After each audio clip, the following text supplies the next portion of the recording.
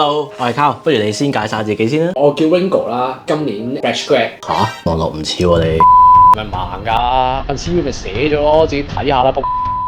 你之前 send 俾我哋嗰份 CV 咧，白紙嚟嘅喎，冇嘢睇嘅喎。係啊，咁咪可塑性高咯，即係加啲咩技能俾我咧，我都會即係好快吸收到咯。點解你會想揀我哋公司嘅？因為我覺得你哋公司都幾好啊。大佬啊，你出招聘廣告，我咪 in 咯，仲有咩理由啊？我話俾你聽，我屋企等錢開飯咩？咁樣啊？你有冇啲咩問題想問我哋公司嘅？之前睇你哋啲 social media 咧，你哋公司淨係請女仔喎。其實我哋男女都會請嘅。我又唔係讀 IT 啦，又唔係讀 marketing 出身啦，咁樣你會唔會請我啊？兩者都唔係必須嘅，我哋更加重視嘅係你嘅學習能力。若果你好有經驗，但係你只能夠用自己固有方法做嘢，對於一啲全新嘅事物咧，完全係聽唔入耳嘅話咧，嗱，好抱歉，呢間公司未必適合你啦。啱啦，因為咧我平時咧就好中意學嘅，我睇維基。中意睇維基嘅，係啊，我好少有喎。你多唔多 OT 㗎？嗱，其實咧公司一向都唔鼓吹 OT 文化嘅，咁但係今次面試請人咧，其中一個好主要嘅原因就係因為我哋都觀察到同事近來都因為工作量大增啦，而